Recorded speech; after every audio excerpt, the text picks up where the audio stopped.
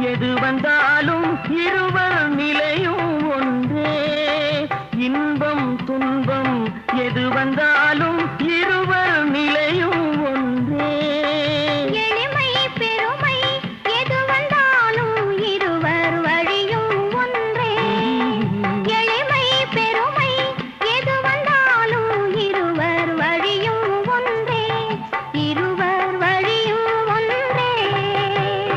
சிரித்து சிரித்து என்னை சிறையிலிட்டார்.